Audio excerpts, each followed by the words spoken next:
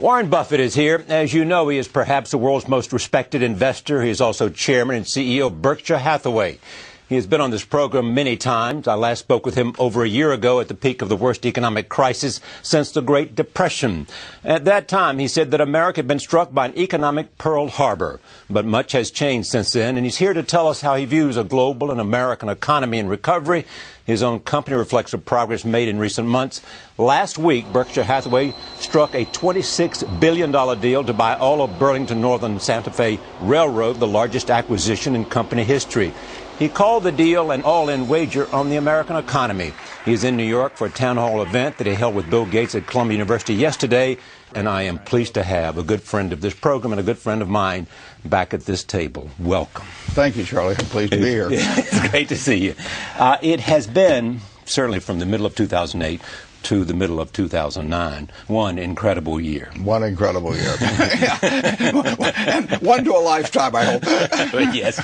Tell me about it for you. Well, it really was an extraordinary time in this country. We came closer to a financial meltdown than certainly any time I've ever seen, and probably in certain respects there was even more panic than the Great Depression because it came on so fast and so unexpected, and the whole country wanted to deleverage, corporations, individuals, and fortunately we had a government that responded. And it was when we talked last that it was a little question of whether Congress would respond like they should. They finally did, and I felt they would in the end. I mean, in the end, they come together for things that are this vital to the country. But we had the right people in Washington. If we'd had a group that had behaved like a deer in the headlights, that deer would have gotten run over. Yeah. So Paulson and Bernanke and Geithner were the right people at the right time.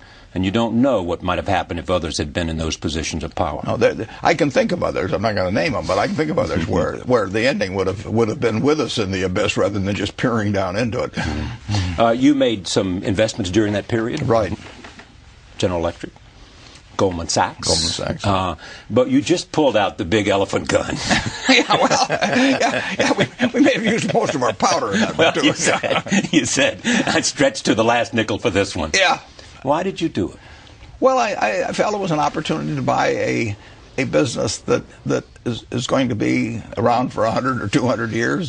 That's interwoven with the American economy in a way that if the American economy prospers, the business will prosper. It is the most efficient way of moving goods in the country. It's the most environmentally friendly way of moving goods, and both those things are going to be very important. But the biggest thing is the United States is going to do well. I mean, we can't move the railroad to China or India. At least I haven't figured out how to do that. So it's a little like the Rivers of that song about New York. We have to make it here, or we can't make it anywhere. Frank Sinatra. But it does move 400 it moves a ton of goods 470 miles on 1 gallon of diesel. It replaces a train replaces 280 trucks on the road, and it emits far less into the atmosphere that's damaging than trucking. And it moves 40%. When I'm talking about the whole rail industry, it moves 40% of the goods plus. And you have new port of entries like Houston that will bring in a lot of goods through the Panama Canal. And we're going to have more people in this country, and they're going to be using more goods over time. And sure, there's a bad year from time to time. And in the next 100 years, there'll probably be 15 bad years, and I don't know what order they'll appear. But I also know the railroads will be essential to the country. Now, when you called Charlie Munger and said, I'm thinking about this, did he say, right on, Warren, or did he say, how about this? Well, if Charlie said right on, Warren, I figured I had the wrong number. No, I mean, that would be the wrong number. It's not the likely response. That might be my wife or but Charlie gave it kind of a low-level grumble. And that is real endorsement from Charlie. But, I mean, he also pointed out, it is said that, there was, this was a regulated industry. Sure. This was an industry that was capital intensive. Very capital intensive. This was an industry you spend money. It was unionized. It was unionized. You spend money in this business regularly, every day. You're spending a lot of money, repair track, or add rolling stock, whatever it may be. So it's capital intensive, and it is regulated, and it will continue to be regulated. It will continue to be capital intensive. I think that what the service provided by railroads is so important in many ways. I mean, it's the right way to move goods around the country to the extent that you can do it, and it's far far more attractive in terms of global warming than using trucks, for example. So it will be here, and if we get a reasonable return on the added capital investment, because it'll take added capital investment, we'll do okay. And reasonable return's good enough? Reasonable return's good enough, Charlie. I mean, 50 years ago I was looking for spectacular returns, but I can't get them. I mean, we have $8 or $10 billion to invest every year, and we're in the utility business, and it's the same thing there. I mean, when we build electric generation or something of the sort, we shouldn't expect a spectacular return. We're building things that are essential to society, and people need our services. They really don't have any choice in the case of the electric utilities, for example, and sometimes in case of rail. And we should get a decent return on that. I mean, it's enough to encourage us to keep putting money into the business, but we're not entitled to spectacular returns. You carry coal. Well, that's a big one in terms of tonnage. Yeah, very big. And if in fact we wean ourselves off coal, is that a big problem? Well, we will wean ourselves off coal over time, but we can't change the 40% of electric generation that comes from coal. We can't change that next week or next month or next year, but we will reduce it over time, and we should reduce it over time. And you can add other things to carry, and changes will be... There will be more grain to move, and there'll be more of all kinds of chemicals or whatever it may be. There will be more things moving around this country 10 or 20 or 30 years from now. Knowing your idea about moats, is it a pleasing idea that no one is likely to get into the railroad business? Well, if they wanted to reproduce the Burlington Northern Santa Fe, it might take $100 billion or so, and and 100 billion years. They'd have to be a real sport. And they also are modernized today, are they not? I mean, enormously, enormously. The railroads, take a railroad like Bnsf, they're moving far more ton miles of product with less in the way of people, less in the way of fuel.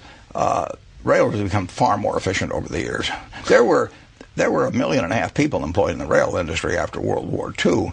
Now there are about less than 200,000 in the United States, and they're moving far more goods. So it's really become efficient. You watch those 130-unit trains double stacked. You had other railroad companies in your portfolio. Right. You're selling them? I've already sold them. Yeah, I've done that just to facilitate the transaction. I think they're good investments, but I would have held them if this hadn't happened. When you look at the future, there's also the argument made that this is something that goes with your philosophy today. Get out of cash and get into assets, because we don't know what's going to happen to the dollar.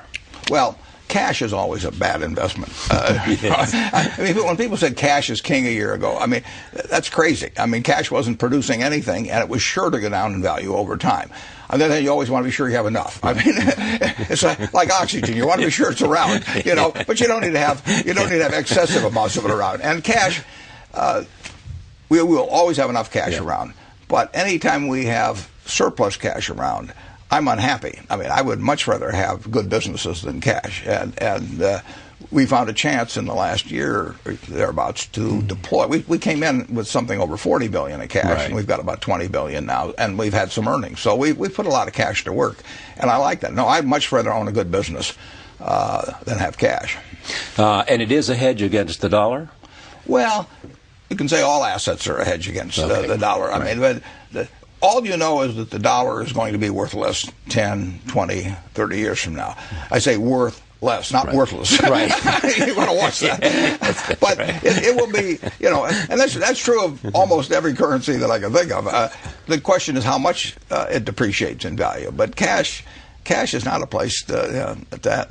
Now, why is that? Well, because the dollar is going to be worth less. Because we'll print more of them in relation to the amount of goods that are moving. If we dropped $1 million of cash into every household in the United States today, everybody would feel very good, except the people that invested in things that were denominated in dollars. And, Exactly. There will be no tendency toward deflation in this country over time, or in virtually any country. Tendency toward inflation. Absolutely. Okay. In all the conversations we've had, I never thought that I would sit with you and we would talk about a 50-to-1 split of the Class B stock. Right. I mean, this had to be a hard one, or not? Yeah, I think I had a lobotomy one night and I didn't know about it. No, it is not natural for me, but it was needed to facilitate the small shareholders of BNSF getting the same deal as the